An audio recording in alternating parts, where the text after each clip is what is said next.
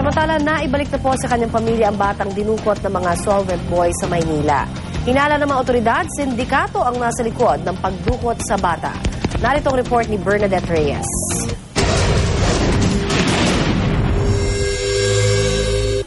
Yan ba anak mo?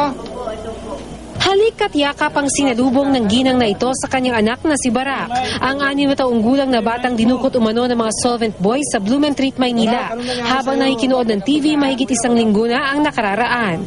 Hindi inakala ng mga magulang ni Barak na muli pa nilang makikita ang anak. Halos di nga kami kumakain, matulog yung asawa ko din sa kakahanap sa anak. Marami, nagpapasalamat po ako sa Diyos ko.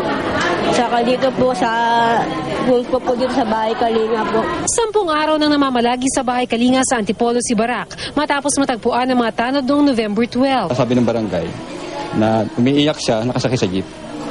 Kaya? Yung barangay naman, siguro yung driver ng jeep, tinur-over sa barangay, yung barangay tinur-over sa amin. Hindi raw nila agad natunton ang mga magulang ni Barak dahil hindi raw niya masabi kung sino ang mga ito at kung saan siya nakatira. Pero nang mapanood nila sa telebisyon ang balita tungkol sa nawawalang bata na tugmaraw kay Barak, agad daw sila nakipag-ugnayan sa Manila Social Welfare Development Office.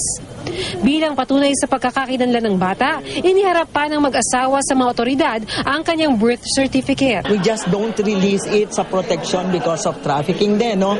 So ina-assure, tinitingnan natin na may karampatang documents like the mother, yung birth certificate. Malakas ang paniniwala ng mga otoridad na may sindikatong nasa likod ng pagdukot kay Barak, kaya pinapayuhan nila ang mga magulang na tutukan ang kanilang mga anak. Minsan, pag makalabas ng bahay, may mga nag-aabang din na ang nakakalungkot. Minsan, ang kadalasan ngayon ata ang ginagamit yung mga minor de edad na 17 years old.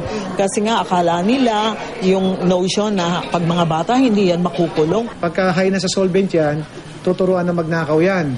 Tuturuan magnakaw, tuturuan mang-snatch, yung pitas-hikaw na tinatawag natin. At pagka kumita, kukuhanin nila yung pera, abutan ng konti. Dapat talaga may police visibility at yung proper coordination sa pagitan ng police, DSW, na iba pang ahensya. At and also to include yung mga non-government organization na makakatulong sa atin. Para sa Unang Balita, Bernadette Reyes reporting.